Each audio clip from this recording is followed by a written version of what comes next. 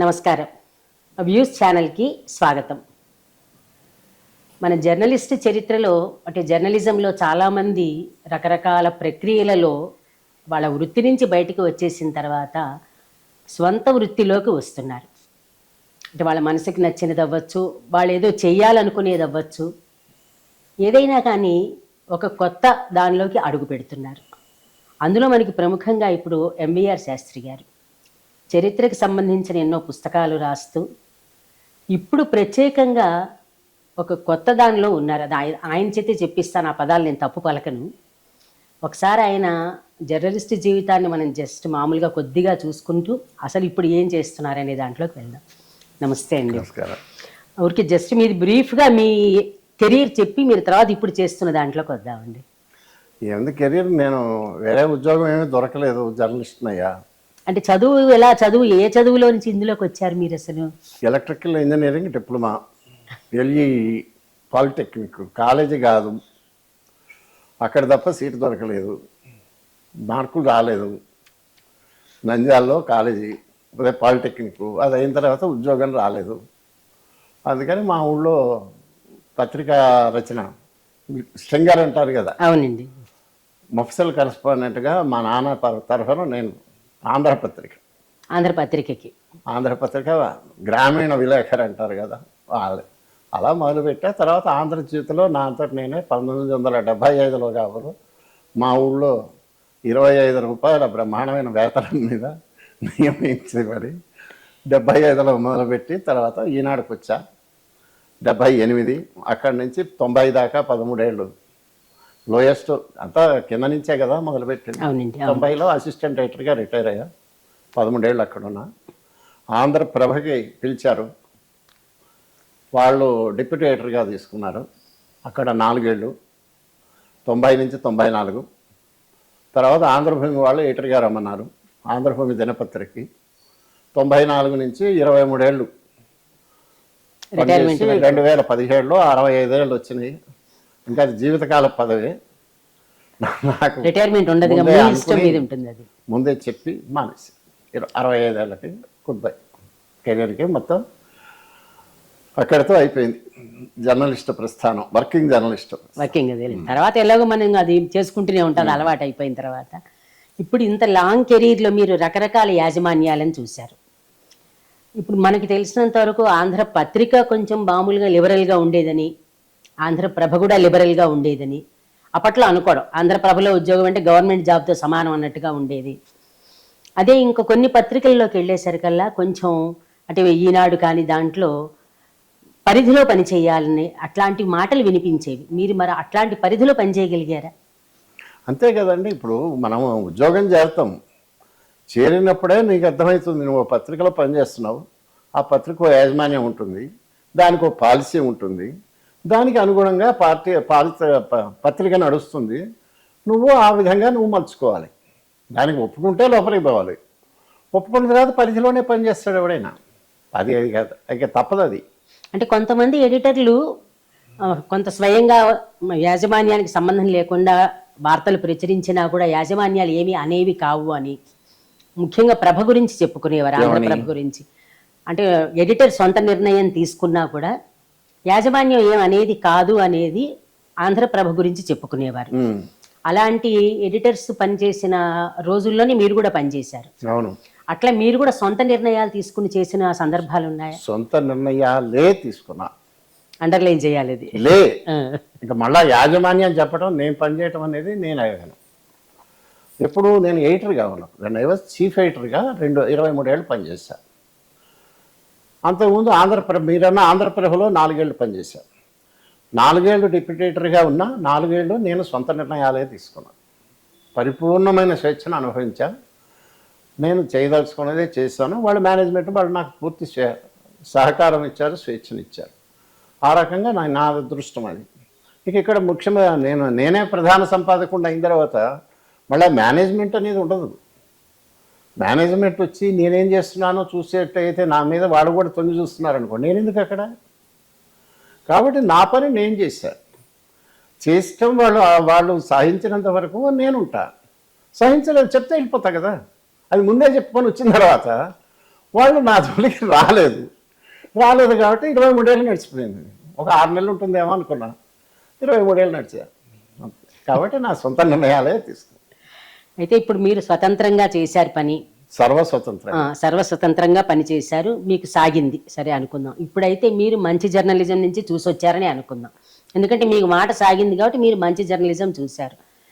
ప్రస్తుతం ఏంటంటే ప్రతి మీడియా హౌస్ ప్రతిదీ ఒక్కొక్క పార్టీ వైజ్గా అయిపోయింది. అమ్మా ఇంకొకసారి కొద్దిగా మిమ్మల్ని ఇంటరప్ట్ చేయాలి. ఇక్కడ సొంత నిర్ణయాలే అని అంటే ఇక్కడ ఒక స్వయం క్రమశిక్షణ ఒకటి ఉండాలి. ఎందుకంటే నేను సర్వస్వతంత్రంగా చేశాను అని అంటే పత్రికా నిర్వహణలో పత్రికలో కంటెంట్ ఏమొస్తుంది, ఏం రావాలి, ఏది వెయ్యాలి, ఏది వేయకూడదు, ఎవరిని తీసుకోవాలి, ఎవరికే పని అంట చెప్పాలి అనేది ఎడిటర్ బాధ్యత. అందులో మేనేజ్మెంట్ వేలు పెడితే నేను సహించేవాడిని కాదు. వాళ్ళు ఎప్పుడు అనలేదు, ముందే మాకు అండర్స్టాండింగ్తోనే మేము వెళ్ళాం. కానీ నా ఇష్టాలు నాకు మీకు తెలిసే ఉంటుంది కదా, నాకు చాలా స్ట్రాంగ్ వ్యూస్, మామూలు కాదు, చాలా మొహం మీద గుద్దినట్టే ఎవరితోనైనా మాట్లాడుతాను. నసుగుడు మొహమాటాలు నా దగ్గర లేవు. అయినా నేను నా భావాలు, నా భావజాలము, లేక నేను అనుకున్నవి అనేవి నేను ఎప్పుడు నేను పత్రికలో ఉండగా ఎప్పుడు చేయలే. నేను ఒక ఉద్యోగిని. వాళ్ళు నన్ను కంట్రోల్ చేయాల్సిన పనులే, అసలు కంట్రోల్ చేయాల్సిన అవసరమే ఇవ్వకూడదు ఎడిటరు. నేనున్నది వాళ్ళ ప్రయోజనాలు కాపాడటానికి. వాళ్ళు పత్రిక పెట్టుకున్నారు, యాజమాన్యం పెట్టుకున్నారు, నా మీద ఎంతో నమ్మకం ఉంచారు. నమ్మకం ఉంచి నా మీద ఒక బాధ్యత పెట్టినప్పుడు వాళ్ళకి ఏది అవసరమో, వాళ్ళకి ఏది పంచో ఏదో చూసుకుంటూ దానివల్ల ప్రజా ప్రయోజనాలు కూడా ఇబ్బంది పడకుండా చూసుకుంటూ ఆ రెండింటినీ బ్యాలెన్స్ చేసుకుంటూ ఎడిటర్ వచ్చినంత వరకు మేనేజ్మెంట్తో ప్రాబ్లం నాకు అందుకే రాలేదు. అంతేగాని నేను స్వతంత్రం అంటే నా పూర్తి నా భావంగా నేను ఎప్పుడు పెట్టలేదు. నేను ఈ ఆంధ్రభూమి ఎడిటర్గా ఉన్నానంటే ఆంధ్రభూమి పాలసీ ఏమిటో ముందే ఒక అండర్స్టాండింగ్ ఉన్నది కనుక ఆ పాలసీని నేను చక్కగా ఇంప్లిమెంట్ చేశాను. మీరు అన్నట్టుగా కరెక్టే, అది పాలసీ ప్రకారం వెళ్ళడమే. నేను అనేది ఇండిపెండెంట్గా అంటే ఇప్పుడు ఏమవుతోందంటే వాళ్ళు ఏది చెప్తే మనకి ఇష్టం లేకపోయినా, మనకి అంటే పర్సనల్ ఇష్టం అనటం లేదండి. నేను జర్నలిస్ట్గా ఒక బాధ్యత ఉంటుంది మనకి పని చేసేటప్పుడు. మీరు అన్నట్టుగా ఒక చోట ఒక చెడు జరిగింది అనుకుందామని, చెడు జరిగింది అనేది మనం చెప్పడం అనేది మన బాధ్యత. అది యాజమాన్యానికి నచ్చదు ఒక్కొక్కసారి, అంటే ఇప్పుడున్న పరిస్థితుల్లో. అప్పటి మీ మాట అనటం లేదు. ఇప్పుడు జర్నలిజం ఇంత మారిపోయింది కదా, ఎవరిది వాళ్ళకి సొంతం అయిపోయింది. ఈ పేపర్లో 10 సెంటీమీటర్ల వాన పడిందంటే రెండో పేపర్లో 8 సెంటీమీటర్ల వాన, ఇలాగ డిఫరెన్సియేషన్. అంటే ఊరికి చిన్న ఎగ్జాంపుల్, మళ్ళీ రాజకీయాల ఎగ్జాంపుల్ చెప్తే ఇబ్బందులు అవుతాయని మామూలుది చెప్తున్నా. ఒక పేపర్లో వచ్చిన వార్త ఒక పేపర్లో ఉండదు, ఒకే వార్తని ప్రధానమంత్రి వచ్చి వెళ్ళాడు అనుకోండి ఎగ్జాంపుల్, ఆయన ఏం మాట్లాడాడు అనేది కూడా ఒక్కొక్క పేపర్లో ఒక్కో రకంగా వస్తుంది. ఎందుకు ఇంత మార్పు వచ్చేసింది అంటారు? ఎందుకు అంటే ఒకటి ముందు ప్రధానమైనది అసలు జర్నలిజం అనేది లేదు. మళ్ళీ మీరు జర్నలిజం అంటే జర్నలిజం ఎక్కడ లేదు. జర్నలిస్టులు అంటారు కదా, సంపాదించుకునే వాళ్ళు వచ్చి జర్నలిస్టులు చచ్చిపోయారు, జర్నలిస్టులు వాళ్ళు వచ్చేసారు. మేనేజ్మెంట్ కూడా ఏంటంటే ఇదివరకు ఎవడో ఉంటే వాడు కరప్షన్ చేసేవాడు, అడ్వర్టైజ్మెంట్ ఏదో కక్కుర్తిపడో పేపర్ని అమ్ముకునేవాడు. ఇప్పుడు దాన్ని మొత్తం ఇన్స్టిట్యూషనలైజ్ చేశారు. ఇప్పుడు మామూలు రిపోర్టర్కి దోచుకునే విధాలు, ఎందుకంటే మేనేజ్మెంటే దోపిడీ దొంగ పెద్ద బందిపోటుగా తయారైన తర్వాత వాళ్ళకి కావాల్సిన బందిపోట్లని వాళ్ళు తెచ్చుకుంటే అందరూ కలిసి దోచుకోవటం. నీ ఎంత సంపాదించావు, ఎంత తెచ్చావు, ఎంత కట్టావు, కప్పం, దోచుకున్న సొత్తులో మళ్ళీ వాటాలు ఎవరికి వాళ్ళకి మళ్ళీ షేర్. ఇటువంటివి అయ్యే వరకల్లా మేనేజ్మెంట్ అంటే జర్నలిస్ట్కి విలువ లేదు, తర్వాత భయము లేదు, వీళ్ళిద్దరన్నా బయట సమాజానికి గౌరవం లేదు.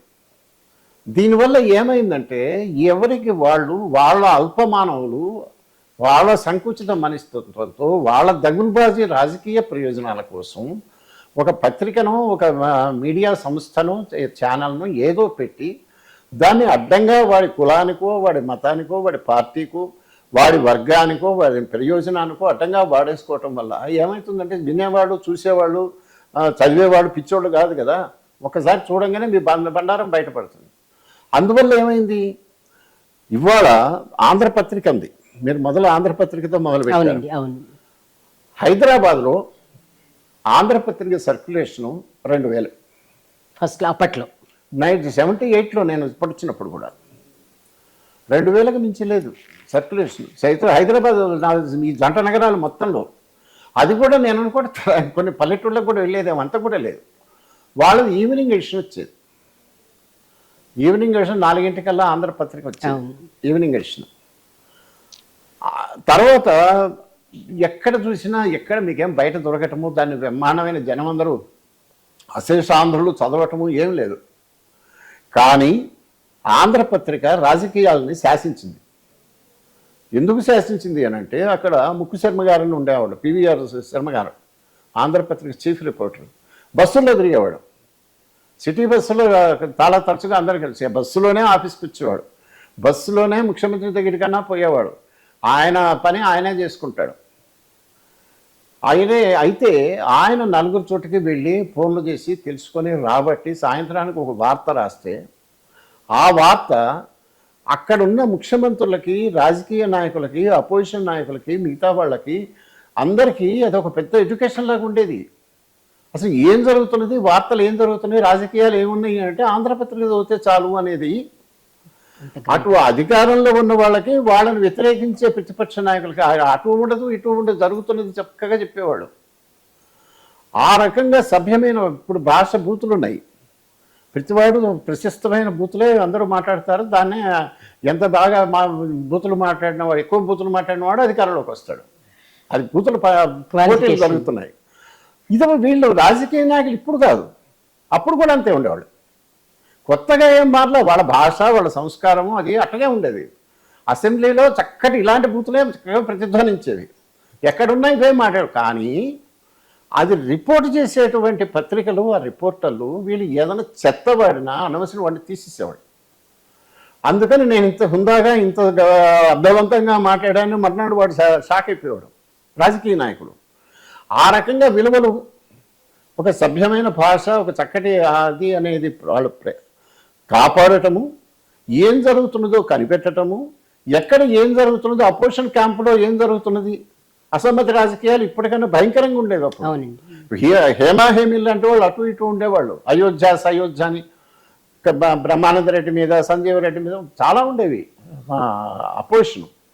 ఇన్ని అపోజిషన్ నడిచిన తన వాళ్ళ చుట్టూ ఏం జరుగుతున్నది అంటే, ఇప్పటిలాగా ఐజీ ఇంటెలిజెన్స్ ఎవరినో వాడికి కావాల్సిన వాడిని పెట్టుకొని ఫోన్లన్నీ ట్యాప్ చేసి అందరి మీద నిఘా పెట్టి, వాడి పార్టీ ఎమ్మెల్యే మీద వాడే పెట్టేసి ఫోన్ ట్యాపింగ్లు ఇవి చేసి ఒక భయంకరమైన భయవిహ్వల స్థితి తెచ్చి చూసి అన్ని అర్థంగా దుర్వినియోగం చేయాల్సిన అవసరం అప్పటి రాజకీయ నాయకుడికి, ముఖ్యమంత్రికి కలగల. ఎందుకంటే పొద్దున్నే పేపర్ చూస్తే వాడి వ్యతిరేకులందరూ ఏం జరుగుతున్నది, ఎక్కడ కలిశారు, ఏం మాట్లాడుకుంటూ తెలిసిపోయేది. అంతే కదా, పేపర్ చూస్తే. అలాగే ఈ అపోజిషన్ వాళ్ళకి ఆ ముఖ్యమంత్రి ఏమైనా లోపాలు ఉంటే వాడిని ఏం చేయాలి, ఎలా ఎదుర్కోవాలి, ఏం మాట్లాడాలని అంటే అదే పేపర్, అదే రిపోర్టర్ చెప్పేవాడు. కాబట్టి ఒక ఆంధ్రపత్రిక, ఒక ఆంధ్రప్రభ రెండే ఉండేవి అప్పట్లో. ఆంధ్రభూమి కూడా 1960లో వచ్చింది. అవునండి. అదే టైంలో ఆంధ్రజ్యోతి మొదలైంది విజయవాడలో. ఆంధ్రపత్రిక, ఆంధ్రప్రభ కూడా విజయవాడ నుంచి వచ్చేది ఇక్కడికి. హైదరాబాద్లో పేపర్ అనేది లేదు, విజయవాడే పత్రికల కేంద్రం. ఆంధ్రపత్రిక అయినా, ఆంధ్రపత్రిక ఇప్పటికి ఎప్పుడో వచ్చేది, తర్వాత ఎప్పుడో పెట్టుకున్నారు హైదరాబాద్ ఎడిషన్. ఆంధ్రప్రభ వాళ్ళది ఆ వ్యవస్థ అంతా విజయవాడ నుంచి వచ్చి చేసిన, హైదరాబాద్ ఉమ్మడి రాజధానిగా ఉన్న ఇక్కడున్న పత్రికలు, ఇక్కడున్న రిపోర్టర్లకి ఆ క్రెడిబిలిటీ, ఒక ప్రొఫెషనలిజము, ఒక కమిట్మెంటు ఉండటం వల్ల ప్రజా జీవితము, రాజకీయ జీవితము చక్కగా అయింది. చదివేవాడు ఎవరున్నా దానికి సర్క్యులేషన్ 2000 ఉన్నా, ఒక ఇవాళ 20 లక్షల సర్క్యులేషన్ ఉన్నటువంటి పత్రిక లేనటువంటి గౌరవము, విశ్వసనీయత ఆయనకుండేది. ఇప్పుడు అది నేను అన్నా ముక్కు శర్మ గారు అంటారు, శర్మ గారు, ఆయన పట్టుబట్టి శ్రీశైలం జైలోద్ధరణ అని ఒకటి తీసుకున్నారు. అది దానికి సంబంధించి ఏదో చీఫ్ మినిస్టర్కి వాళ్ళకి వీళ్ళకి చెప్పి దాన్ని టేకప్ చేశారు. అలాగే మన నీలంరాజు వెంకటశేషయ్య గారు సంపాదకుడుగా ఉండి ఇలాంటిది ఏదో ఒక టేకప్ చేసి మంత్రులకి వాళ్ళకి చెప్పి చేసేటువంటి పరిస్థితి, వాళ్ళ మీద ఒక గౌరవము, బస్సులో వచ్చినా వాడిని చాలా చూడగానే ఆప్యాయంగా పలకరించటం, మాట్లాడటము. ముఖ్యమంత్రి ఎప్పుడైనా ఎవరితోనైనా మాట్లాడగలటం, ఆ యాక్సెస్ ఉన్నప్పుడు జర్నలిజం బతికింది. ఆ జర్నలిజానికి ఈ సర్క్యులేషన్తో, ఈ పబ్లిసిటీతో వీళ్ళకు ఉన్నటువంటి రీచ్, మీరు ఇదంతా అంటారా, అది లేదు. అందుకని అది హైట్స్.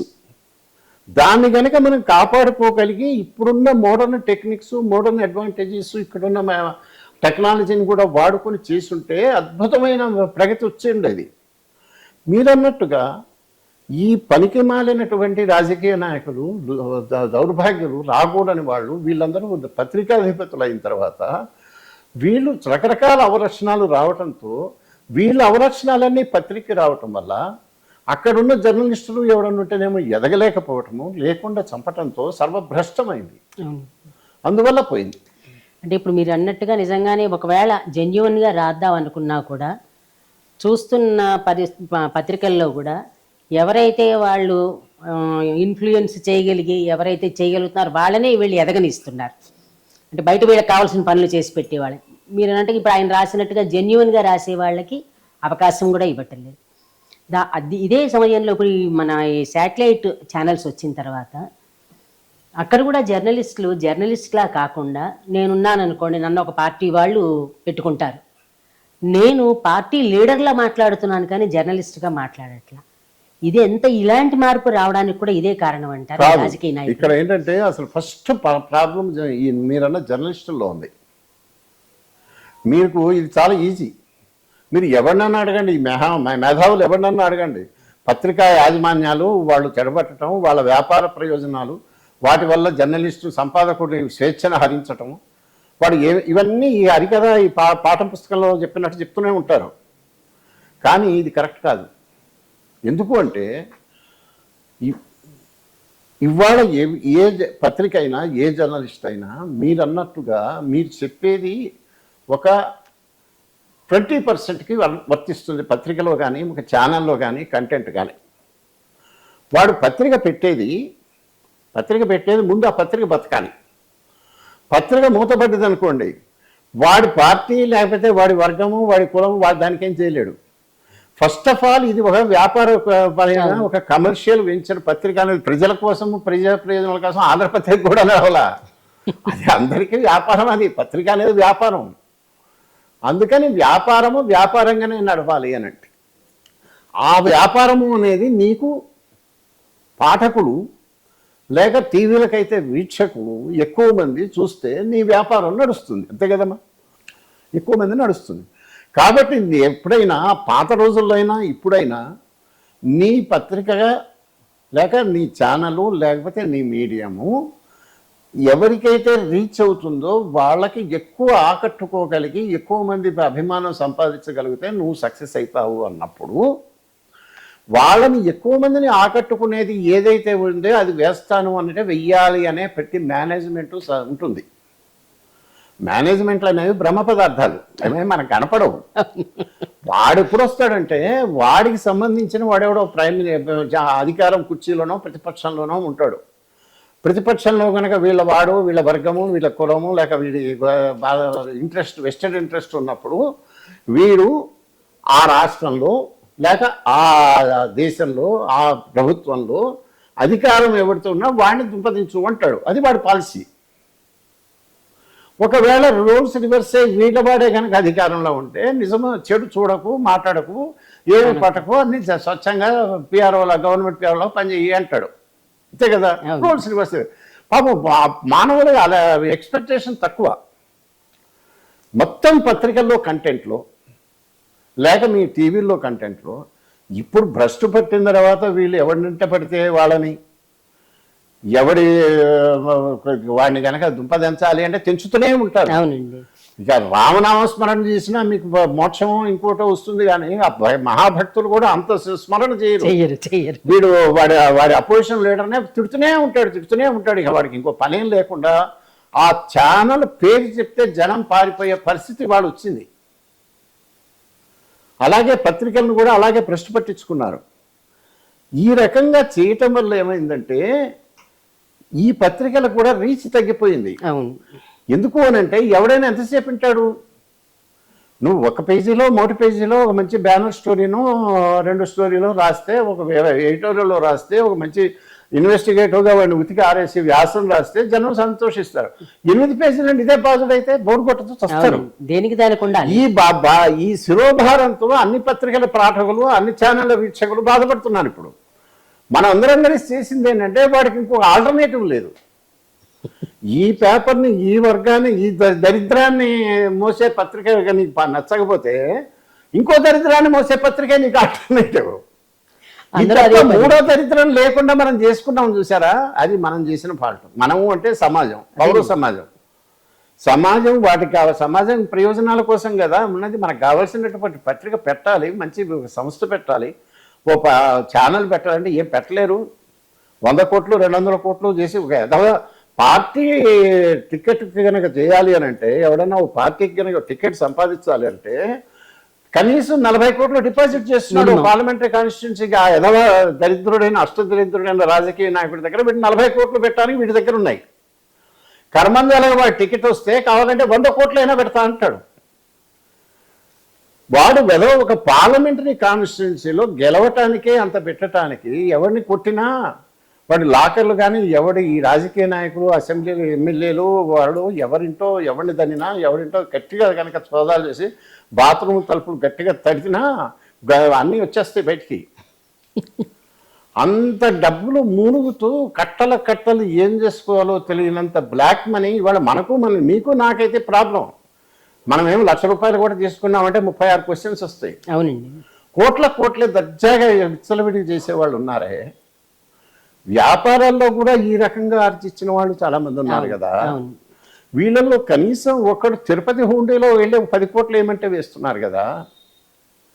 ఆ వేసే 10 కోట్లు అప్పుడే ఆల్రెడీ అక్కడ ఉన్న వాళ్ళందరూ వచ్చి ఆ తిరుపతి దేవుణ్ణి అక్కడ ఉండటం వీలు లేకుండా పారిపోయేట్టు చేస్తున్నారు. అలాంటి చోట వేసే కన్నా సమాజానికి మేలవుతుంది, మంచిది, ఏదో పుణ్యకారము, నాకు ఇది అక్కర్లేదు, నేను హుండీలో వేస్తున్నట్టు 10 కోట్లు ఇస్తాను, దీనికి ఒక పత్రిక పెడితే దీనికి కనుక మంచిది నడుస్తే మంచిది అని కనుక ఎవడన్నా చేస్తే కేవలం ఒక 10 కోట్లైనా మంచి పత్రిక రాదు వస్తుందండి. ఒక ఛానల్ పెట్టలేరు. ఇప్పుడు యూట్యూబ్లో వచ్చిన తర్వాత ఇదివరకు లాగా మీకేం పెద్ద ఎస్టాబ్లిష్మెంట్ కోట్లు ఏం అక్కర్లేదు. బ్రెయిన్స్ కనుక ఉండి కేవలం 5-10 కోట్లు కనుక దగ్గర ఉంటే వాడు మొత్తం పెద్ద సంచలనం తేగలడు. అది చెయ్యగలిగిన వాళ్ళు ఇప్పుడు మీలాంటి వాళ్ళు, మీకు ఉద్దేశం ఉంది, ఏదో ఉన్నది, మీకు రిసోర్సెస్ ఉండవు, మిమ్మల్ని ఎవడు నమ్మడు. అవును, మీ మీద ఎవరు పెట్టుబడి పెట్టేంత మూర్ఖుడు ఎవడు ఉండడు. కానీ వాటికి ఎదవాళ్ళ మీద పెడుతున్నారు కదా. మంచి వాళ్ళ మీద పెట్టి ఎవడన్నా కనుక తెలుసుకుంటే చేయొచ్చు కదా. ఈ సంగతి చెయ్యగలిగి కూడా చెయ్యని వాళ్ళు ఉన్నారే ఈ సమాజంలో. డబ్బులున్న రాజకీయ నాయకుల సంగతి నేను అంటలా, పుణ్యాత్ములు, ధనాత్ములు, వదాన్యులు, ట్రస్టులు, ఫౌండేషన్ పెట్టేవాళ్ళు ఇంతమందిలో కనీసం ఒక 5-6 కలిసి కనుక పెడితే ఇప్పుడు కాదు ఎప్పుడో వచ్చేది మంచి పేపర్. ఇప్పటికే ఆ పని వాళ్ళు చేయకుండా మీడియాని తిడతారు, పత్రికలను తిడతారు, ఛానళ్ళని తిడతారు, జర్నలిస్టులను తిడతారు. ఏం చేస్తారండి ఇక్కడ ఎవరు మాత్రం? అంటే మీరు అన్నట్టుగా పోనీ ఇండిపెండెంట్ జర్నలిస్టులుగా అందరూ కూడా ఏదో పోనీ ఏకపక్షంగా కాకుండా ఉండి పెడదామని ఛానల్స్ పెట్టుకున్న యూట్యూబ్ ఛానల్స్ వాళ్ళని కూడా కొనేస్తున్నారు ఇప్పుడు. అదే కాదు, మర్చిపోయినా ఇందాక మీరు అన్నదానికి ఇంకొక చిన్న వివరణ ఇవ్వాలి. ఏమిటంటే ఇప్పుడున్న పరిధిలో మీరు మనం అన్నట్టు మహాత్ముడు ఎవడో వచ్చి పార్టీలు పెట్టే రోజులు ఈ కలియుగం నా మొదటి పాదంలోనే ఉన్నాం కదా. ఇంకా ఛాన్స్ ఏం మీకు లేదు. కానీ ఇప్పుడున్న వీళ్ళు ఉన్నారు చూసారా, వీళ్ళైనా ఇట్టాగ పత్రిక పార్టీనో ప్రభుత్వాన్నో మోసేవాడైనా తోసేవాడైనా ఎవరికైనా వాడున్న వ్యవస్థ వాడికి నడపాలంటే ఈ దరిద్రపు నా క్రెడిబిలిటీ లేదు. ఇవాళ వాడు ఏ ఛానల్ రీడర్షిప్ ఏదో వ్యూవర్షిప్కో ఏ సర్వేలు చేసినా వీటికన్నా కూడా ఈ పనికిమాలిన జబర్దస్తులు ఇంకోటి ఎవరిని చూడండి ఆడవాళ్ళ ఫ్యామిలీ స్టోరీలను పట్టుకొని వాళ్ళే కంకార్డ్ చేసి ఫ్యామిలీ వాళ్ళే రాస్తారు, స్క్రిప్ట్ రాసుకుని వాళ్ళు కూర్చొని చెప్తుంటారు. ఇట్లాంటి దరిద్రపు నాటకాలు వీటికి చూస్తున్నారు జనము. న్యూస్కి వేసి ఇప్పుడు లేదు, ఎంటర్టైన్మెంట్కే కదా. అవునండి, న్యూస్కి అసలు ఇప్పుడు రేటింగ్లు ఉండవు కదా.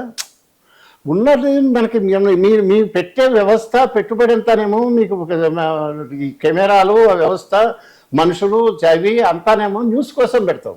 కానీ వాడడం మీరు చేసేదాన్నేమో జనం చూడరు. పనికి మళ్ళీ ఎవడో యానిమేషన్ ఎవడో కనుక 2 నిమిషాలు 3 నిమిషాలు ఎవడో చేస్తే అది బ్రహ్మాండంగా చూస్తారు. మీరు 3 గంటలు 30 రోజులు కలిసి చేసేది ఎవడో చూడట్లేదంటే it is a damned failure. అవును, ఇది ఎందుకు అవుతున్నది అని అంటే మనము మన దృష్టి పెట్టాల్సింది పెట్టట్లా. పార్టీ వాడి మీదకి పోతే నీ మేనేజ్మెంట్ వాడి కోపం వస్తుంది, వాడి కడుపు నొప్పి వస్తుంది, వాడి కడుపు నొప్పి వస్తే మనకు ఇబ్బంది. అవును. అది వదిలేయండి, వాడి కడుపు నొప్పి రాని విషయాలు ఉన్నాయి. ఇవాళ ఎన్విరాన్మెంట్ ఇష్యూ ఉంది.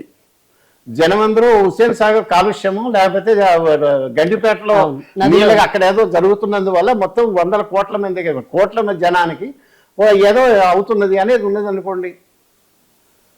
ఓ ప్రాజెక్ట్ గురించో దీని గురించో లేదా మామూలుగా జరిగేటువంటి ఒక ఇష్యూ గురించో మామూలు తీసుకెళ్లి చెప్పిన జంతువుల కళేబరాలు ఎక్కడో పడేస్తారు, ఇష్టం వచ్చినట్టు పారేస్తారు.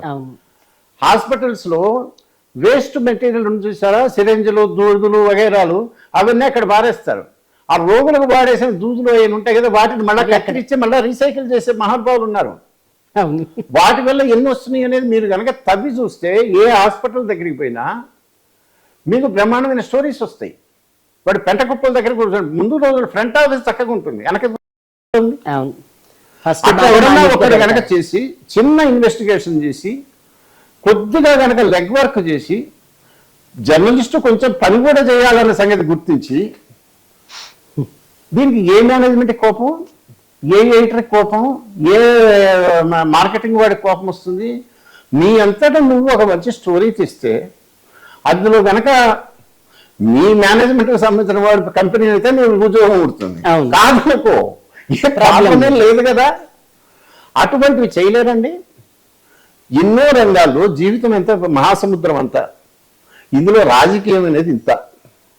మిగతా చోట్ల నీ మేనేజ్మెంట్కి నీ పాలసీకి నీ పదానికి వ్యతిరేక లేనిది జనమందరికీ ఇంట్రెస్ట్ ఉండే హ్యూమన్ స్టోరీస్ అని ఇదివరకు వేసేవాళ్ళు, మీకు తెలుసుంటుంది. హ్యూమన్ ఇంట్రెస్ట్ స్టోరీస్ అనేది ఇదివరకు చాలా దానికి ఒక పెద్ద రీడర్షిప్ ఉండేది. రోడ్డు మీద వెళ్ళేవాళ్ళు. మన రావుడు భరద్వాజ అట్టిగా రోడ్డు పక్కన వాళ్ళతో మాట్లాడి జీవన సమరం రాస్తే ఆయనకు పెద్ద అవార్డు కూడా వచ్చింది. అట్లా చేసేటువంటి హ్యూమన్ అండ్ క్రిస్టియన్ స్టోరీస్ మీకు ఇవాళ పుట్టల కొద్దీ ఉన్నాయి, కానీ అదే చేస్తున్నారు. మళ్ళీ యూట్యూబ్ ఛానల్ అడుక్కునే వాళ్ళని వాళ్ళు చేస్తున్నారు, రోడ్డు మీద ఉన్న వాళ్ళని, వాడు తిట్టే బూతుల్ని, వాడు కొత్తగా బూత్ కనిపెట్టాడు వాడు అంటే వాడి చుట్టూ మొత్తం అందరు చేస్తారు. ఆ బూత్ మీద వాడు సినిమా తీస్తాడు, వీడు క్రెడిట్ అంటాడు, వాడు వచ్చిన వాళ్ళ బండ బూతులు తిడుతుంటాడు. ఈ యథాలందరూ వాళ్ళ చుట్టూ తిరుగుతుంటారు. దాన్ని జర్నలిజం అంటారు. మరి భ్రష్టు పట్టక ఏమవుతుందండి? ఇది కాకుండా నిజంగా మంచి వాళ్ళు, మంచి స్టోరీలు, ఆహ్లాదకరమైనవి, ఉపయోగకరమైనవి, జనానికి తెలియవలసినవి, ఒక మనిషికి మానవత్వం మీద బాగా నమ్మకం పెంచేవి, చూస్తేనే హృదయం ద్రవించిపోయేది, కడుపు రగిలిపి ఎన్ని స్టోరీలు లేవు. రోడ్డు మీదకి వెళ్తే చాలు కదా, కళ్ళు చెవులు పనిచేస్తే చాలు కదా, బయటికి వెళ్తే చాలు, రాస్తే చాలు కదా. ఎంతమంది చేస్తున్నారు? వీటిని అన్నిటినీ వేయకూడదని ఏమన్నా ఏ ఛానల్లో ఏమైనా పాలసీ ఉందా?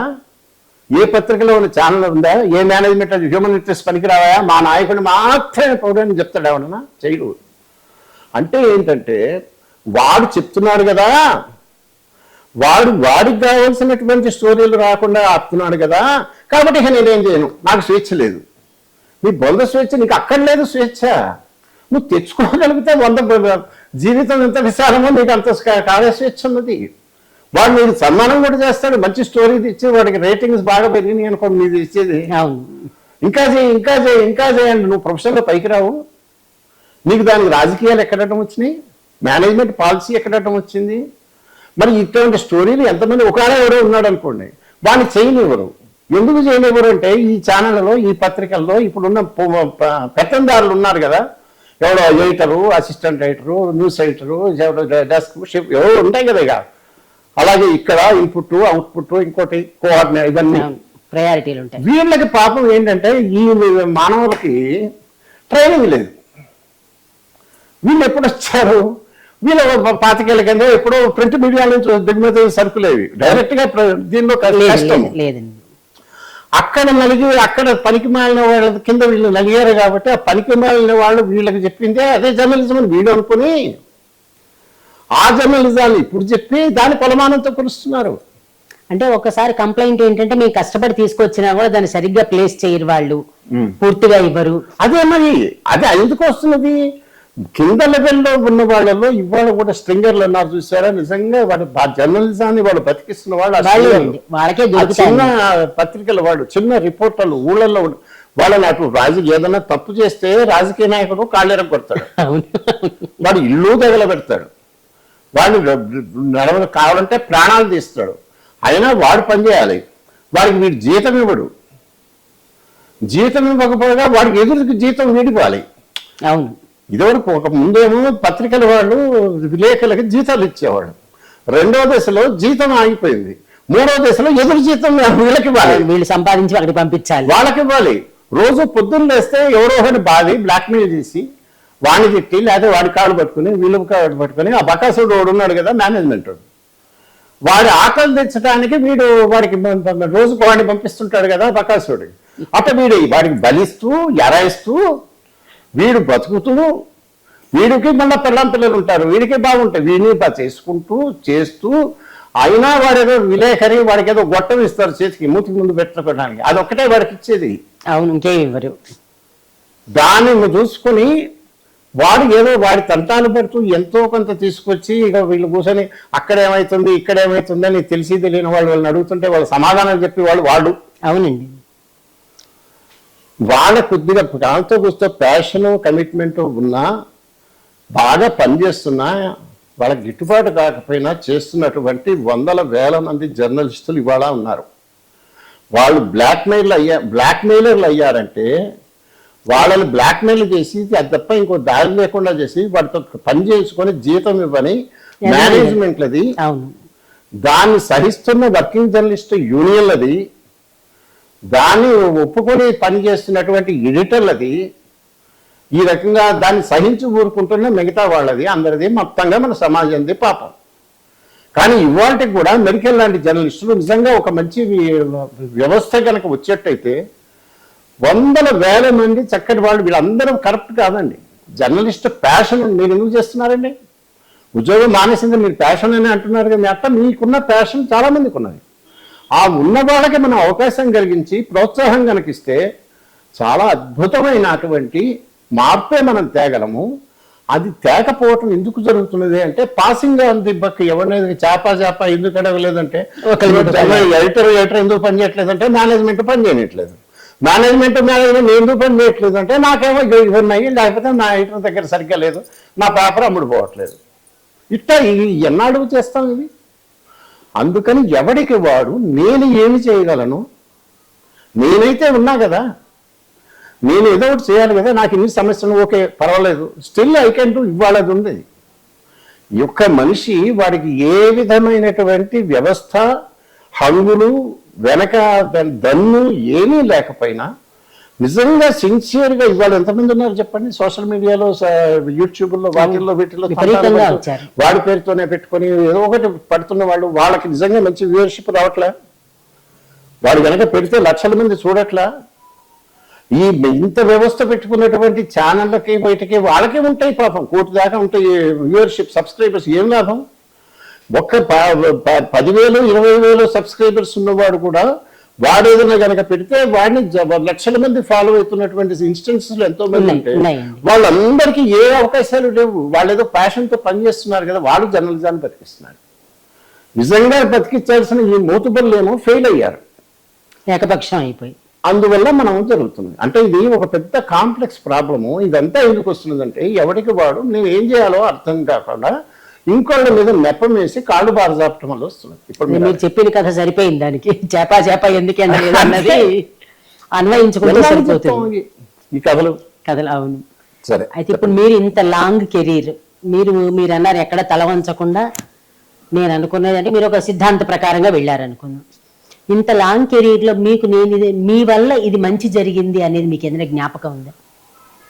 మీరు ఒక ఆర్టికల్ రాయడం వల్ల కానీ ఏదో ఒకటి మీకు తృప్తినిచ్చింది? నాకు తృప్తినిచ్చింది అని అంటే చాలా ఉన్నాయి. తృప్తినిచ్చింది ఒక మేజర్ ఏదో ఒకటి జరగచ్చు కదా మీ ఇంత కెరీర్లోను. ఒకటి,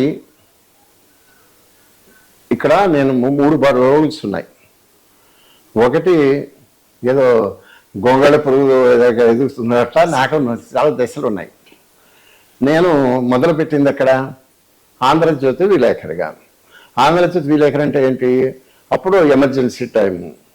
నేను మా ఊళ్ళో పంచాయతీ ఆఫీసర్ మీద నేను వార్త రాస్తే మురికివాడగా మారిన జగ్గయ్యపేట పంచాయతీ అని రాశా. మాకు ఎడిటర్గా ఉన్న నండూరు రామ్మోహన్ గారు కొంపల మీద అర్జెంటుగా నన్ను పిలిపించి, మీ మీద మీ ఊరు స్పెషల్ ఆఫీసర్ కంప్లైంట్ చేశాడు, ఇట్లా కనుక అవుతే మనకు చాలా గొడవ అయిపోతుంది, ఎమర్జెన్సీ టైము చాలా ఇది అని చెప్పేసి నన్ను ఆయన మిత్రపూర్వకంగా చదువుకోతే మందలించి మళ్ళీ ఇట్లాంటివి ఎవరు రాయొద్దు అని ఆయన పెద్ద సర్క్యులేషన్ అందరికీ జర్నలిస్టుల వరకు ఇచ్చాడు. మరి ఏం చేస్తారు? అటువంటి చోట జర్నలిస్టు పని చేయగలిగింది తక్కువ. అయినప్పటికీ కూడా మీకు అర్థమైంది కదా, ఈ చిన్న ఊళ్ళో ఓ సబ్ ఇన్స్పెక్టర్ అనేవాడు చాలా పెద్ద అధికారి. అవును, మరి అక్కడ పెద్ద అధికారి. డిప్యూటీ తహసీల్దార్ అనేవాడు ఇంకా పెద్ద సూపర్ బాసు. ఆయన పక్కన నడుస్తున్నాను, ఆయన నాతో మాట్లాడుతున్నాడంటే మా లెవెల్ బ్రహ్మాండంగా పెరిగింది. మీకు ఒక గుర్తింపు అక్కడ. ఎస్ఐ గారు సైకిల్ ఆపేసి మా రోడ్డు మీద నాతో మాట్లాడడం అంటే నా ఫ్యాన్ ఫాలోయింగ్ అబ్బో ఏంటండి అది పరిస్థితి.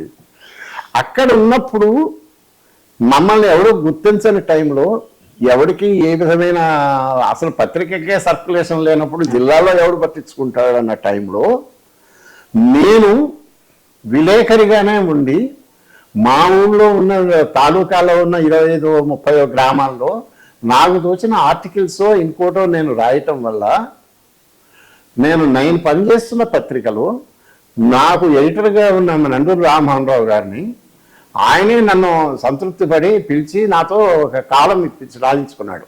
వాళ్ళ 2వ పేజీ ఉండేది, వాళ్ళ దానిలో సెటైర్లు రాయించేవాడిని. నేను శ్రీరమణ ఒకేసారి మొదలుపెట్టాం, పిలిచి రాయించుకున్నాడు. అదే రకంగా నేను రాసిన వాళ్ళ రాతలు వగేరాలు రామోజీరావు గారికి దృష్టికి కూడా వెళ్ళినాయి. వెళ్ళటం వల్ల ఆయన నాకు ఒక పోస్ట్ ఆఫర్ చేశాడు. ఆ కాలం వేరు, అది ఎంత ఇదివరకు ఛానల్ మీకు ఇప్పుడు చెప్పక్కల. అలాగా అందుకని అక్కడున్నా నేను ఏదో ఒకటి చేయగలిగా కదా. చేయగలిగినప్పుడు నేను ఎక్కడ డబ్బులు సంపాదించుకుంటానని చూడలేదు. మా ఊరికి నేను ఏమైనా మేలు చేయగలనా, ఈ ఊరి సమస్యలు ఏమిటి, ఏం చేస్తే అసలు వీళ్ళెవరికి ఏం అర్థం కావట్లేదు, వీళ్ళందరూ చేస్తే బాగుంటుంది అన్నది ఎమ్మెల్యేల దగ్గరికి, తహసీల్దార్ దగ్గరికి, వాళ్ళ దగ్గరికి పోయి చెప్పటం ద్వారా ఆ ఊరికి నేను మేలు చేయగలిగా. రెండోది, నాకు ఘట్టము ఈనాడు దైవికంగానో యాదృచ్ఛికంగానో ఇంకో దానికనో అదృష్టవశాత్తు వచ్చింది. సింగర్గా ఉన్నవాడిని మా ఊరికి న్యూస్ నెట్వర్క్ మొత్తానికి నేనే నడిపించే పరిస్థితికి వచ్చాను. ఎవరు నేర్పుతాడు? నాకు నేనే నేర్చుకొని, నేను నేర్చుకుందే మిగతా వాళ్ళకి చెప్పి నేనే విలేకరిగా సింగర్గా ఉన్నవాడిని డిస్ట్రిక్ట్ రిపోర్టర్లు ఎవరు ఉండాలో చూసి మాట్లాడే పరిస్థితి, వాళ్ళకి సర్కులర్లు ఇవ్వాలి, ఏమి ఇవ్వాలి.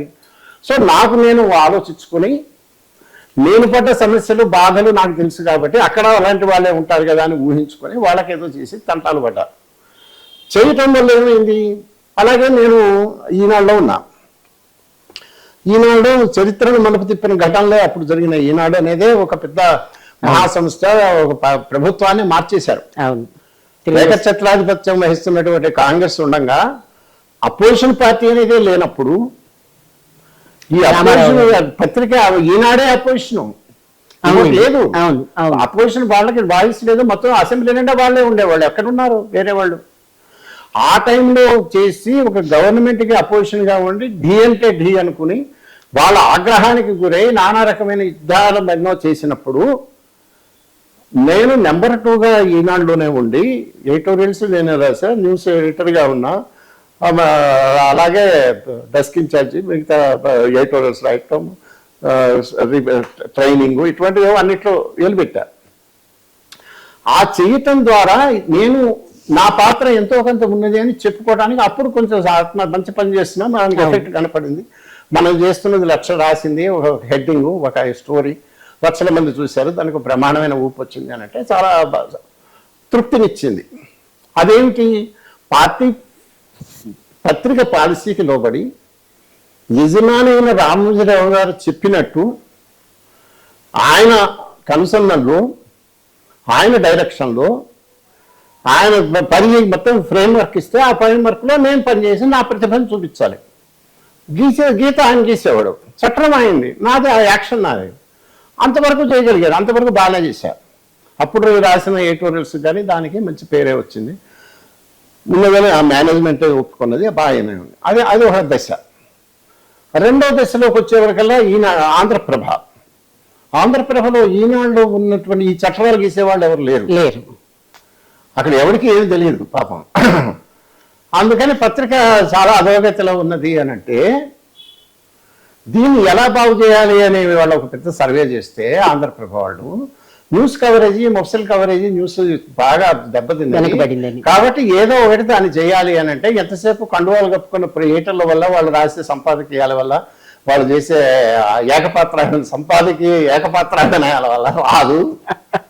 మీకు దానికి వార్తలనే ఉంటాయి, దానికి కొంచెం ప్రాణం అనేది అని వాళ్ళకి గ్రహించారు. ఓహో ఇదేదో ఉన్నది కదా, ఎవరున్నారు దీనికి చేసేవారు అంటే మా ఆయన పక్కన ఎవడో ఉన్నాడు, మనం మొత్తం వాళ్ళు దుడ్డుని వేస్తారు, సర్వే చేశారు. చేస్తే నా పేరు తెలిసింది. ఎట్లా తెలిసింది అంటే ఇగో నేను ఈనాడులో చేసిన పని వల్ల నా మేనేజ్మెంట్ సంతృప్తి పెంచటము ఒకటి, ఇంకో మేనేజ్మెంట్ ఇది పని కోసం వెతుకుతున్నప్పుడు నేనేమి పైరవేలు నా విజిటింగ్ కార్డులు వాళ్ళతో చెప్పించుకోవడానికి లేకుండా నేను నాకు ఉద్యోగం ఇస్తాను అని ఆయన పాపం వచ్చాడు. మనోజ్ కుమార్ సంతాలి అని ఆయన ఇక్కడ సరోవర్ హోటల్ కింద నిత్యం వాకటి పాండురంగారావు గారు నేను ఉండేవాళ్ళం. ఆయన డిప్యూటేటర్గా పోతే ఆయనతో చెప్పి ఈయన నన్ను పిలిపించుకొని చేశాడు. సో అంతవరకు అక్కడ నాకు ఇది ఉపయోగపడి నా కెరీర్ ఇప్పుడు మీకు అర్థమైంది కదా. స్ట్రింగర్ గా నుంచి ఇక్కడికి వచ్చి ఇక్కడ నుంచి అక్కడికి పోవడానికి నా వృత్తిలో నేను చేసిన పని తప్ప ఇంకోటి ఎవరు ప్రమోట్ చేసి అక్కడ 4 ఏళ్ళు నాకు ఫ్రీ హ్యాండ్ ఇచ్చి ఈ పత్రికలో వార్తలు కావాలి అని అంటే, మీరు ఇందాక అన్నారు కదా ఆంధ్రప్రభ అనేది గవర్నమెంట్ ఉద్యోగం, అక్కడ ఎడిటర్ అనేవాడికి నిత్యం అభద్రత. ఎందుకంటే ఏటర్ని పెట్టంగానే వాడి వెనక ఇంకోళ్ళు పెడతారు. అపోజిషన్ లీడర్లు, కాంగ్రెస్ హైకమాండ్ పాలసీ వాళ్ళు అక్కడ కూడా చేస్తారు. ఆ ఎడిటర్ ఉన్నంతకన్నా వాడి కింద మంట పెట్టేవాడు ఒక అసిస్టెంట్ ఎడిటర్ ఉంటాడు. ఏదో ఒక దిశలో ఆయన పోతే ఈయన వస్తాడు, ఈయన రాగానే ఇంకో అసిస్టెంట్ ఎడిటర్ వస్తాడు, ఇంకొకళ్ళు ఉంటారు. మళ్ళీ వాడు అసెంబ్లీ పెడుతుంటాడు. అది ఆ కథ చాలా రసవత్తరంగా ఉంటుంది. అట్లా ఉన్నటువంటి టైంలో ఈ రిపోర్టింగ్ అనేది అసలు ఇదివరకు ఆ ఇండియన్ ఎక్స్ప్రెస్ మీద ఆధారపడేవాళ్ళు, అసలు లేదు. ఆంధ్రప్రదేశ్ కూడా విలేకరులు రావటము, వాళ్ళు స్టోరీలు ఫైల్ చేయటము, ఆ స్టోరీలు తీసి ఎక్స్ప్రెస్ వాళ్ళు రాసుకోవటము, రివర్స్ చేయటం వల్ల దానివల్ల అందులో సత్య సాయిబాబా గారు మటర్స్ ఆయన బెడ్రూమ్ లో మటర్లు చాలా సెన్సేషన్ అయింది. మా ఓనర్ ఆయన ఎవరు రామనాథ్ గోయంక సత్య సాయిబాబా భక్తుడు. బట్ మేము పోయి రాసే ఫ్రంట్ పేజీలో అది ఆంధ్రప్రభలో చక్కటి వాతావరణం ఉండేది, అది ప్రెస్ లాంటివి చేయగలిగారు. ఆ రకంగా నేను చేయటం వల్ల నా పొజిషన్ నేను ప్రూవ్ చేసుకుని నా ఆఫీస్కి మాత్రమే నేను పరిమితమై, ఇంకో మేనేజ్మెంట్ ఏం చేస్తున్నది నేను ఇంకోటి దృష్టిలో పట్టబెట్ట, నన్ను నేను ప్రమోట్ చేసుకునే చూడకుండా నా ఇల్లు, నా ఆఫీసు, నా పని వరకు నేను పరిమితమై నేను పనిచేస్తే నేను చేస్తున్న పని యొక్క ప్రభావం ఆంధ్రభూమికి వెళ్ళింది. ఆంధ్రభూమి కూడా ఏదో కనకాంబరరాజు గారని ఉన్నారు, అవునండి, శిఖరాజు గారని జగద్విఖ్యాత సంపాదకుడు. ఆయన టైంలో అది పూర్తిగా పాపం రాక్ బాటంకి వెళ్ళింది. 10,000 12,000 అంత దశకు వచ్చింది, లెస్ దాన్ సర్క్యులేషన్. ఏదో ఒకటి చేయాలి అని నేను అనుకున్నప్పుడు మళ్ళీ ఏం చేయాలి అని అంటే వాళ్ళకి నేను కనపడ్డాను ఆంధ్రప్రభలో నేను చేస్తున్న పని ద్వారా. అందుకని అక్కడ పని చేస్తున్న వాళ్ళు వచ్చి మీరు వస్తారా చేస్తారా అని నన్ను అడగటము, నన్ను పిలవటము, నా టర్మ్స్ మీద నేను మాట్లాడుకుని ఇప్పుడు ఇదంతా నేను చేస్తున్న పని వల్లే కదా అయింది. సరే అక్కడికి వెళ్ళిన తర్వాత 23 సంవత్సరాలు నేను ఒక పత్రిక సంపాదకుడుగా, అప్పుడు నాకు ఈ పత్రిక మేనేజ్మెంట్ లేదు, వీళ్ళ పరిధులు లేవు, చట్టాలు లేవు, ఈ పైన సోకాలుడు కళ్ళువా ఎటర్లు లేరు, వాళ్ళు లేరు. ఇంకో డిప్యూటీ ఎడిటర్గా ఉన్నప్పుడు ఇప్పుడు మీకు కొన్ని ఉంటాయి, అవి లేకుండా నువ్వే యు ఆర్ ది బాస్ అన్నప్పుడు yes that is the real challenge. Rock బాటంలోకి వెళ్ళిన పేపర్ని పైకి తీసుకెళ్ళి ఎంతో కొంత రెస్పెక్టబిలిటీ తేవటానికి కష్టపడ్డాం. అది తెచ్చినప్పుడు మీరు ఏం చేశారు అని అన్నారు. ఒక ఎగ్జాంపుల్ చెప్తారు. 1995లో ఒక మలుపు తిరిగింది మన ఆంధ్రప్రదేశ్ చరిత్ర. 94లో రామారావు అత్యధికమైన మెజారిటీతో గెలిచాడు. 94 డిసెంబర్ ఆయన ప్రమాణ స్వీకారము, నేను సంపాదకుడిగా అధికార స్వీకారం ఒకే రోజు జరిగింది, అందుకని గుర్తుంది. సరే ఆయన అయిన తర్వాత 8 నెలలు జరగకుండా ఆయన్ని ఇంటికి పంపించారు. ఇంటికి పంపించినప్పుడు అది ఒక పెద్ద ఘట్టం. అది ఎందుకయింది అంటే అవన్నీ నేను ఇప్పుడు పోను, కానీ ఆ టైంలో మంచి ఆ టైంలోనే ఈటీవీ కొత్తగా వచ్చింది, గజ్జగట్టింది అవునండి. ఛానల్. ఇంతకుముందు ఇదొక్కటే ఉండేది, మన ఈనాడే, మన దూరదర్శనే కదా. దూరదర్శన్ తర్వాత తేజ ఇక ఈ ఒకటి. తేజ, సిటీ కేబుల్ ఇవే అలా తప్ప ఉండేవి. ఉన్నప్పుడు వీటికి లేని రీచ్తో అది మొదటిసారి ఈటీవీ న్యూస్ వచ్చింది. ఈనాడు పత్రిక, ఆంధ్రజ్యోతి పత్రిక, తర్వాత అప్పుడున్న మీడియాలో చాలా బాగా దాన్ని ప్రమోట్ చేసి అదే ఒక విప్లవంగా చూపించి దాన్ని మలుపు తిప్పింది. అందువల్ల ఆ ప్రభుత్వం పోవటము, ఈ ప్రభుత్వం రావటము, అది కూలిపోవటము లేదా కూల్చబడటము, ఇది రావటము అనేది ఇందులో మీడియా చాలా క్రియాశీల మీడియాయే చేసింది. అందుకే అప్పుడు నేను ఇచ్చట ప్రభుత్వాలు మార్చబడును అని నేను నా కాలంలో రాశారు. వ్యంగ్యంగా వీళ్ళు పనిచేస్తున్న ప్రభుత్వాలు కూలుస్తుంటారు. ఆ టైంలో ఏం జరుగుతున్నది, అక్కడ ఏం జరిగింది అన్నది ఎవరికి చెప్పిన వాడు లేడు. జెమినీ టీవీ ఉన్నట్టుంది అప్పుడు, జెమినీ ఉన్నట్టుంది, న్యూస్ కవరేజ్ ఉండేది కదా, తేజాలో న్యూస్ ఉండేది అవి. కానీ ఆ టైంలో పత్రికలు ఎవరికి వాళ్ళు ఒక నేరేటివ్ క్రియేట్ చేశారు. ఇంకో నేరేటివ్ జనానికి తెలియకుండా పోయింది, అసలు అదర్ సైడ్ ఆఫ్ పిక్చరు. ఈ టైంలో ఆంధ్రభూమి మాకేమీ కులపరమైన వాసపరమైన ఏమీ లేదు. రామారావు గారు అధికారంలో ఉన్నంత వరకు రామారావు గారినే తిట్టారు. ఆయన అదే రామారావు గారికి స్పీచ్లు కూడా రాసి ఇచ్చారు కదా. అది ఉద్యోగ ధర్మం, అది మనం చెప్పుకోవడానికి ఏముంది కదా. ఆయన వచ్చాడా టీ తీసుకురా అన్నాడు అనుకోండి, రామోజీరావు పోయి టీ తెచ్చేవాడిని అనుకో, సంపాదించి స్పీచ్ రాదు, రెండే తేడా లేదు, మనం గొప్పగా ఏం చెప్పుకోకర్లేదు రెండోటి. సరే, ఆయన ఉండగా ఆయన తిరుపతి వెళ్ళినప్పుడు పిచ్చి పనులు చాలా చేశాడు. నేను ఉతికి ఆరేసాను, నా ఎడిటోరియల్ ఫ్రంట్ పేజ్ ఎడిటోరియల్ ఉన్నాయి, ముఖ్యమంత్రి క్షమాపణ చెప్పాలని రాశారు. అట్లా ఆయనతో నాకేం ఇది లేదు. కానీ ఆయన కొంత అధర్మంగా ఇంకో రకంగా ప్రజలు ఎన్నుకున్న తర్వాత వెంటనే కూర్చోటం అనేది అక్కడ ఒక ఆర్డుగా జరిగింది అన్నది తీసుకొని, నాకు ఆయనతో కానీ ఆయన అర్ధాంగితో కానీ ఏ విధమైన పరిచయము లేక మమకారము, ప్రేమ, అభిమానము ఏమీ లేకపోయినా నేను ఆంధ్రభూమి ఎడిటర్గా ఉండగా we fought single handedly to expose that.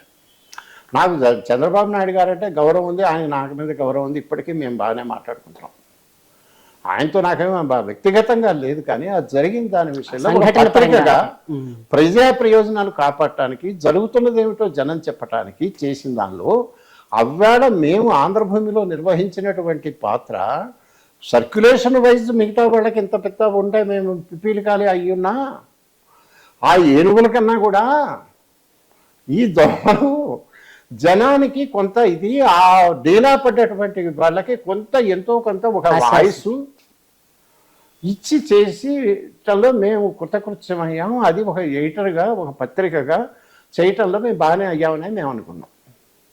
అలాగే తర్వాత కూడా ఎన్ని జరిగినా ఎక్కడన్నా విషయాలు ఉంటే అక్కడ ఏ ముఖ్యమంత్రి ఎవడున్నా ఆ ముఖ్యమంత్రి కులంతోనూ దాంతోనూ ఏమీ సంబంధం లేకుండా కేవలం పాలసీల వరకు తీసుకొని వచ్చిన వాళ్ళు అందరి మీద ఏ ముఖ్యమంత్రి వచ్చినా ఒక కన్స్ట్రక్టివ్ అపోజిషన్గా క్రిటిసైజ్ చేయాల్సినప్పుడు చేశాము, ఇవ్వాల్సినప్పుడు ఇచ్చాము, పబ్లిసిటీ ఇచ్చాము. వల్ల మమ్మల్ని ఎవడో బూతులు తిట్టి ఆ పత్రిక అంతా వాళ్ళు ఏదో అమ్ముడిపోయారు వీళ్ళు అట్లాంటి వాళ్ళు అనేటువంటి పరిస్థితి లేకుండా ఎంతగా నిశితంగా చీల్చి చెండాడినప్పటికీ కూడా, అది వాళ్ళు ఎంత నొచ్చుకున్నప్పటికీ కూడా వాళ్ళు మాతో గౌరవము వగైరాలు మా మీకు మర్యాదలు ఇచ్చేదానిలో నిలుపుకోగలిగి ఒక పత్రికను నడిపించగలిగి దానికి కావలసినటువంటి స్వేచ్ఛగా తలెత్తుకుని తిరిగి స్టోరీసు మిగతావి నిర్భయంగా రాసేటువంటి ఒక అవకాశము, ఒక రక్షణ, ఒక పైనుంచి ఒక వెనక నుంచి నేను ఒక దన్ను ఇచ్చాను కనుక రిపోర్టర్లు, జర్నలిస్టులు ఎవరైనా వాళ్ళు హాయిగా ఎవరైనా ఇప్పుడు సినిమాలే ఉన్నాయి, సినిమా ఫీల్డ్ ఎంత కబ్జా చేస్తుందో మీకు తెలుసు. జర్నలిస్టులకి సినిమా జర్నలిస్టులు పిఆర్ఓలుగానే వాడుకుంటారు. యూట్యూబ్ ఛానల్ వచ్చిన తర్వాత కాస్త తగ్గింది. లోగడ వీళ్ళు అసలు సినిమా జర్నలిస్టులని పిఆర్ఓలకు పెట్టుకునేవాళ్ళు, పత్రికలకి వాళ్ళు ద్విపాత్ర అభినయం చేస్తుండేవాళ్ళు.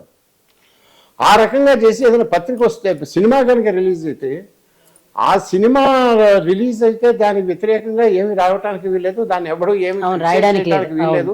అక్కడ వాళ్ళే కబ్జా చేస్తారు సినిమా రంగాన్ని. 2 ఫ్యామిలీలో 3 ఫ్యామిలీలో ఓ ముసలి హీరోలు, నడివయసు హీరోలు, 4 5 కూర్చొని కబ్జా చేస్తారు. వాళ్ళు నడుపుతుంటారు. వాళ్ళు చేసింది చేస్తే మీరు చేతులు కట్టుకొని నిలబడితే దాని జర్నలిజము, చక్కటి జర్నలిజం మీడియా అని వీళ్ళందరూ పొగుడుతారు.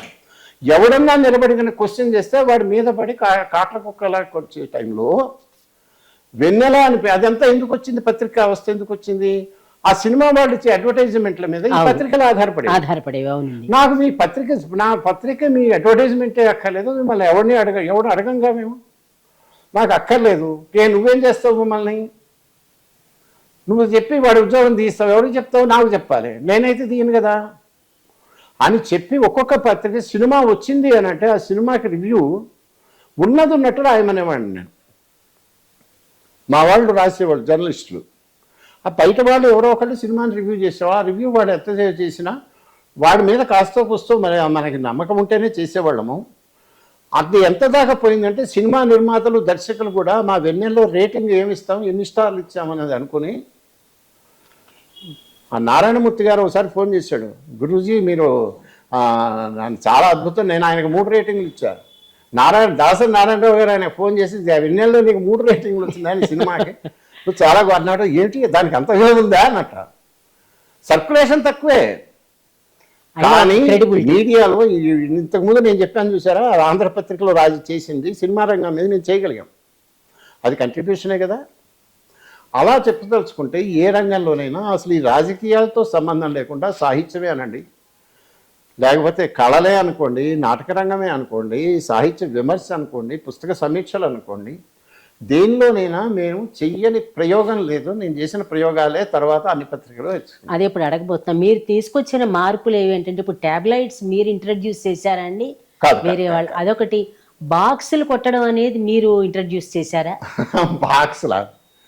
బాక్స్ ఐటమ్స్ అంటాం కదా మనం, అది ఏదో విన్నాను నేను, అవునో కాదో నాకు తెలియదు. అది చెప్పండి బాగానే ఉంటుంది. అట్లా విన్నాను నేను. టాబ్లాయిడ్ ఇంట్రడ్యూస్ చేసింది ఆంధ్రభూమి, నేను కాదు, మీరు కాదు. అయితే ఆంధ్రభూమి రావటానికి ముందే ఇప్పుడు నేను చెప్పిన ఒక ఇదే ఉండాలి. నేను పూర్తి క్రెడిట్ నేను తీసుకోలేను. మా వెంకటరామరెడ్డి గారు మంచి డైనమిక్ ప్రొపరేటర్, మిగతా వాళ్ళలాగా కాదు. ఆంధ్రభూమి ఎప్పుడు ముందుండేది. మీకు అంటే మీరు చిన్నవాళ్ళేమో నాకు తెలియదు కానీ మామూలుగా ఆంధ్రప్రభలోనైనా మేము ఎక్కడైనా వార్త వస్తే ఒక కలర్ ఫోటో ఏదైనా వచ్చిందనుకోండి, ఆ ఫోటో స్కాన్ చేయాలి అని అంటే, మేము కలర్ ప్రింటింగ్ మాకు ఉన్నప్పటికీ కూడా ఫోటో స్కాన్ చేయాలంటే లకడికాపల్లో పోయి ఏదో స్టూడియో ఉండేది, అక్కడికి పోయి ముందు మేము స్కాన్ చేయించుకొని వచ్చి అది పంపిస్తే తప్ప అది వచ్చు కాదు. అందుకని మధ్యాహ్నం సాయంత్రం చేసి మేము ప్రైవేట్ స్టూడియోల మీద ఆధారపడేవి. అదే అప్పుడు ఆంధ్రప్రభ బాగానే ఉండేది, మంచి ఫైల్ ఫామ్లోనే ఉన్నప్పుడు కూడా. ఈవెన్ ఈనాడు కూడా లేదు, స్కానింగ్ చేయాలి అని అంటే ఏవో సొంత అరేంజ్మెంట్లే చేసుకునేవాళ్ళు. ఆ టైంలో ఆంధ్రభూమిలో మేనేజ్మెంట్ సొంతంగా స్కానర్ పెట్టుకున్నది. ఆ టైంలో అది ఖర్చు. అలాగే ట్యాబ్లాయిడ్ అని విశాఖపట్నంలో ఫస్ట్ ట్యాబ్లాయిడ్తో వాళ్ళు ఆంధ్రభూమిలో నేను రాకముందే మన ఆయన పేరేంటి కనకాంబరరాజు సంపాదకుడిగా ఉండగా ఆ టైంలో అనుకుంటా లేక అంతకుముందు మేనేజ్మెంట్ ట్యాబ్లాయిడ్ స్టార్ట్ చేసింది. ఆ తర్వాత ఈనాడు మొదలుపెట్టి, కాబట్టి దానికి నేను కాదు కానీ ఆంధ్రభూమి ఆద్యులు ఒకటి. రెండవది నేను చెప్పినట్టుగా వారం వారం రోజు ఉన్నాయి చూసారా, ఇవి కూడా కనకాంబరరాజు గారు పెట్టారు. 7 రోజులు 7 రకాల శీర్షికలు. అది ఒక రకంగా ఉంది. నేను నా పద్ధతిలో దాన్ని నేను కొంచెం మాడిఫై చేశాను. నాకు అందులో కాపీరైట్ లేదు. అంటే మీ తర్వాత ఈనాడులో వచ్చి బాక్స్ ఐటమ్లు అన్నారు. బాక్స్ ఐటమ్లు ఈనాడులో మాకు అది ఒక ప్లే గ్రౌండ్ లాగా ఉండేది. అంటే మీరు కాదా స్టార్ట్ అంటే నేనే ఎక్కువ రాసేవాడిని అప్పట్లో. అంటే ఎప్పుడంటే ఈనాడులో మొదలు ఏబికే ప్రసాద్ గారు వాళ్ళు ఉన్నప్పుడు అది ఒక దశ, ఆరంభ దశ. తర్వాత వాళ్ళందరూ వెళ్ళిన తర్వాత మా రాజ్యం వచ్చింది. వచ్చినప్పుడే కాంగ్రెస్తో తగువులు, కొట్లాటలు, యుద్ధాలు పత్రికల మీద అది జగద్విఖ్యాతమైన పోరాటాలు చేయటము, దాంతో మాకు మంచి పేరు వచ్చింది. ఆ తర్వాత రామారావు రావడంతో ఆయన ఎక్కించటం, ఆయన పడిపోవటము, పడిపోయిన దాన్ని మళ్ళా ఎక్కించటము, ఇట్లాంటి పనులన్నీ చేయటంలో దాంతో మేము జనంతో కనెక్ట్ కాగలిగాం. ప్రజలు ఏదైతే కోరుకుంటున్నారో అది ఈనాడు చేసింది. అది ప్రజలు ఏదైతే అనుకున్నారో దానికి మేము ఒక అక్షర రూపము వాగ్రూపం ఇచ్చాం. దాంతో వాళ్ళందరూ మాకు కనెక్ట్ అయిపోయి ఒక పెద్ద బ్రహ్మాండ ఆరాధన భావంతో చూసేవాళ్ళు. ఈ రకంగా చూసినప్పుడు వాళ్ళకి ఆకట్టుకోవటానికి మీ ఇందాక నేనన్న హ్యూమన్ స్టోరీస్ కానీ ఇంకోటి కానీ మామూలు వార్తనే వార్తగా రాస్తే ఏమి ఉండదు. అదే కొద్దిగా హాస్యస్వరకంగా వ్యంగ్యాత్మకంగా ఇంకో రకంగా రాస్తే దానిలో మంచి పేలుతుంది. ఆ రకంగా దానిలో నేను కొంత స్పెషలైజ్ చేశాను. అప్పట్లో కూర్చొని ఈనాడు పనే ఉంది, 78 పోయిందా స్పెషల్ స్టోరీస్ అవి ఏది వచ్చినా నాకు పంపించేవాళ్ళు, కూర్చొని రాసేవాడు. ఆ రకంగా ఎక్కువ బాక్స్ ఐటమ్లు నేను రాస్తే మా రాంభట్ల కృష్ణమూర్తి గారు అనేవాడు. ఆయన కరండం అంటారు బాక్స్ని, సంవత్సరానికి కరెంట్ కాన్ అని పిలిచేవాడు. బాక్స్ నాకు అంత పేరు పెట్టాడు మా రాంభట్ల. అందుకని అది వచ్చింది. అది మన వృత్తిలో భాగంగా చేసింది. అదే అంటే ఎవరో ఒకళ్ళు ఇంట్రడ్యూస్ చేయాలి కదా ఏదైనాను. ఇప్పుడు మీరు ఇంత సుదీర్ఘమైన దాంట్లో చిన్న స్థాయి నుంచి పై స్థాయి దాకా ఎదిగారు. అయితే ఇప్పుడు ఈ ఏడాది ప్రత్యేకంగా మిమ్మల్ని అడగడానికి ఈ ఏడాదితోటి ఈనాడు 50 ఏళ్ళు పూర్తి చేసుకుంటాం. మీ మాటల్లో మీరేం చెప్తారు? అంటే అప్పటి రోజులు చెప్పండి, ఇప్పుడు రోజులు ఏ పేపర్ గురించి మాట్లాడడానికి లేదు కాబట్టి మీ రోజులే చెప్పండి. ఏం చెప్పాలి ఇప్పుడు అప్పటి మీ అనుభవం మీ ఇష్టం. ఇప్పుడు ఆయన మన రామోజీరావు గారు కాలం చేశాడు. ఆంధ్రదేశంలో ఉన్న జర్నలిస్టులు అనుకునేవాళ్ళు, జనంతో ఏ సంబంధం లేని వాళ్ళు, బాధరాయణ సంబంధం లేని వాళ్ళు, పనిచేసిన వాళ్ళు అందరూ అభిప్రాయం వ్యక్తం చేయని వాడు ఎవడు లేడు. అవునండి. కొన్ని వందల వేల అభిప్రాయాలతో మీ సోషల్ మీడియా అంతా మోగిపోతున్నప్పుడు మళ్ళా నేను 42 ఏళ్ల కింద కూర్చొని నా అభినుభవం నేను చెప్పేదేదో ఇంతకుముందు చెప్పా ఒకసారి. తర్వాత నాకేంటంటే ఎవరైనా ఉన్నప్పుడు వాళ్ళని మనకేదైనా విమర్శించమనట్లేదు, అందుకని మీ అభిప్రాయం అంతే. నా అభిప్రాయం ఈనాడు అందులో లైటు షేడు రెండు ఉన్నాయి. దాన్ని మీరు అవుట్ రైట్గా తిట్టడానికి వీల్లేదు, అవుట్ రైట్గా నెత్తిన పెట్టుకోవటానికి వీల్లేదు.